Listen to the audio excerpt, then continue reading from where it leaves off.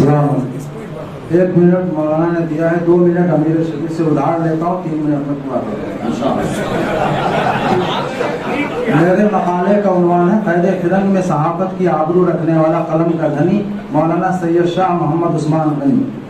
आज हम सब उर्दू के नाम लेवाओं के लिए खुशी और मसरत की बात है कि हम यहाँ उर्दू सहाफ़त के 200 साल पूरे होने के मौके पर उर्दू सहाफ़त के एक अजीम सबूत क़ैद फिरंग में सहाफ़त की आबरू रखने वाले किरतास और कलम के धनी हज़रत मौलाना सैयद शाह उस्मान गनी की याद मनाने के लिए इकट्ठा हैं।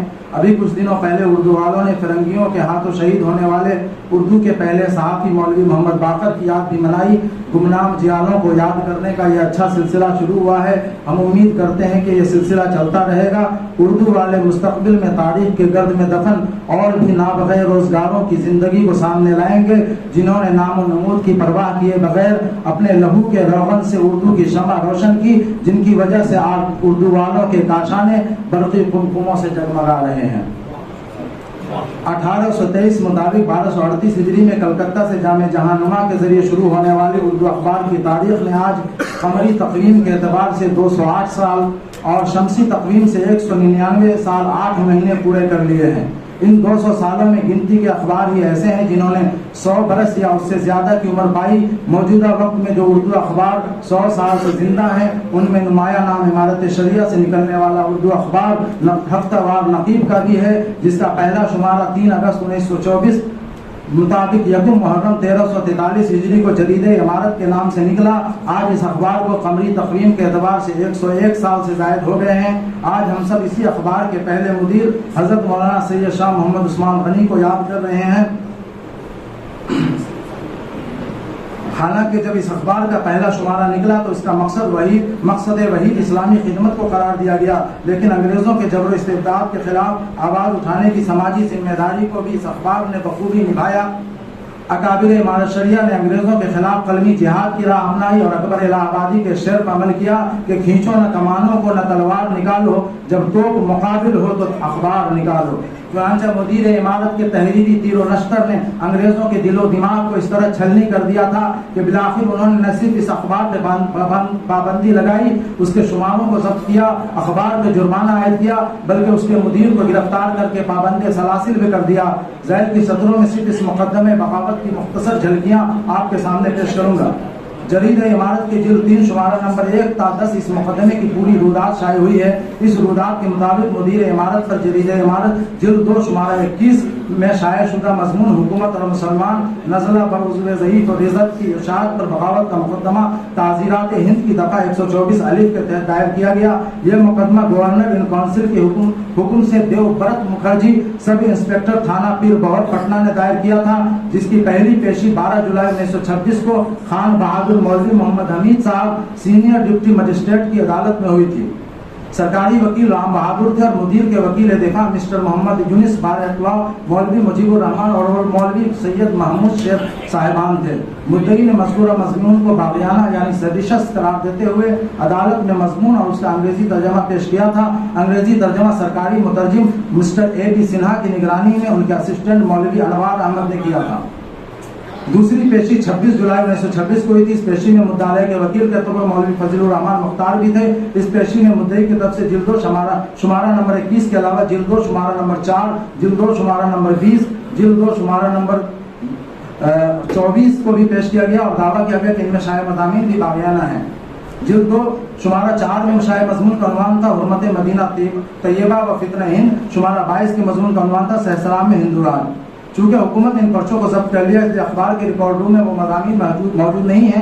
जिल्द 2 खुदाबख्श लाइब्रेरी मौजूद है, जो अहले ज़ौक़ वहाँ देख सकते हैं। इन मज़ामीन को देखकर जहाँ आपके कलम की जौलानी का अंदाज़ा होता है, वहीं इस मिली व कौमी दर्द का भी पता चलता है जो अंग्रेज़ों के जुल्म इस्तिबदाद की वजह से आपके दिल में मुज़्ज़न था। आपकी वो तहरीरें हर उस मुहब्ब वतन और कौम के दर्दन के दिल के आवाज़ और जज्बात की तर्जमानी थी जो फिरंगियों के जुल्म सितम से नाला और मुल्क को इस जब से आज़ाद करने की तमन्ना अपने दिलों में रखते थे।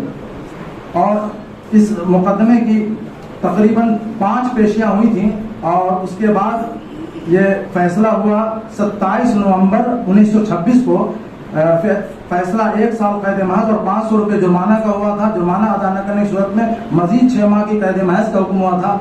जरीद महज जिल्द 3 शुमारा 10 से 11 में मोहम्मद अबू सुभान इस वाक़े को नक़ल करते हुए लिखते हैं کہ مولانا عثمان غنی صاحب نے اپنی عادت کے مطابق فیصلے کو مسکراتے ہوئے سنا. اس کے بعد آپ کورٹ انسپیکٹر آفس میں لے جائے گئے, وہاں جا کر آپ کرسی پر بیٹھ گئے. اس کے بعد ایک صاحب پھلواری شریف آپ کا ضروری اسباب لانے کے لیے بھیجے گئے. اس درمیان میں لوگ برابر آفس میں آ کر ملتے رہے. تقریباً 4 بجے آپ کا اسباب آیا اور آپ تمام احباب و حاضرین سے مل کر فٹن پر سوار ہوئے اور جیل تشریف لے گئے. جیل تک ایک بڑی جماعت ساتھ گئی. 7 دسمبر کو اپیل دائر ہوئی اور آپ ضمانت پر رہا ہوئے. 11ویں دن آپ جیل سے بخیر و عافیت واپس آئے. اس کے آگے میں تھوڑا سا اور بچا ہوا ہے, برداشت کر لیجیے. سب لوگوں کو برداشت کیا آپ نے 1-2 منٹ. کوئی نئی باتیں معلوم ہو رہی ہیں, کہیں ریپیٹیشن نہیں. ہائی کورٹ سے ضمانت ملنے کے باوجود آپ نے اپنی مجاہدانہ روش ترک نہیں کی, بلکہ اسی جوش و خروش سے کلمی جہاد فرماتے رہے.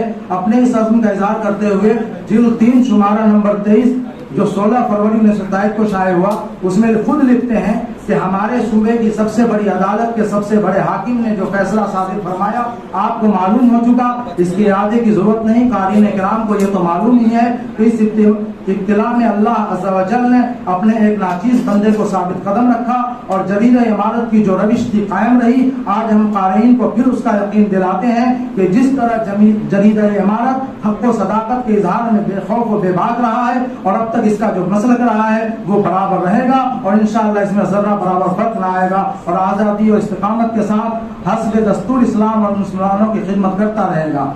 آپ نے ملک آزاد ہونے کے بعد بھی آپ کے قلم نے اپنی فطرت نہیں بدلی اور مظلوموں اور کمزوروں کے حق میں انصاف کی آواز بلند کرتا رہا. عام طور پر مسلمانوں میں بالخصوص علماء کے طبقہ میں کمیونسٹ پارٹی کو شجر ممنوع سمجھا جاتا ہے, لیکن مولانا کی مضبوط رائے تھی کہ فرقہ واریت کا مقابلہ کرنے کے لیے بائیں بازو کی قوتوں کو مضبوط کرنا ضروری ہے. چنانچہ وہ سیاسی طور پر نہ صرف خود کمیونسٹ پارٹی کی طرف مائل تھے بلکہ لوگوں کو اس پارٹی کی حمایت کرنے کی ترغیب بھی دیتے تھے. امارت شریعہ کے بیت المال کے نائب انچارج جناب سمیع الحق صاحب کہتے ہیں کہ مولانا ہمارے ہی محلے میں رہتے تھے. ہم لوگ اس وقت نوعمر تھے. الیکشن کے وقت راہ مذاق ہم سے پوچھتے کس کو ووٹ دو گے, حالانکہ اس وقت ہماری عمر ووٹ دینے کی نہیں ہوئی تھی. ہم کہتے 2 بیلوں کی جوڑی جو اس وقت کانگریس کا نشان تھا. وہ بولتے نہیں, ہسوا اور گیہوں کو بالی کو دینا جو اس وقت کمیونسٹ پارٹی کا نشان ہوا کرتا تھا. 25 جون 1975 سے 21 مارچ 1977 کل 21 مہینوں تک وزیر اعظم اندرا گاندھی کے دور حکومت میں ملک میں ایمرجنسی نافذ تھی. یہ دور سخت آزمائش کا تھا. بڑے بڑے رہنمایان پابند سلاسل تھے. حکومت کے خلاف آواز بلند کرنا جوئے شیر لانے کے مترادف تھا. ایسے میں چند ہی جیالے ایسے تھے جو بے باکانہ انداز میں حکومت کے خلاف آواز اٹھا رہے تھے. ان جیالوں میں ایک نام مولانا سید شاہ عثمان غنی کا بھی تھا. اپنی ساری خوبیوں کو سمیٹ کر 8 دسمبر 1977 کو مولانا سید شاہ عثمان غنی نے عالم جاویدانی کی طرف وقت سفر باندھا اور قبر کے دامن میں قیامت تک کے لیے پناہ لے لی.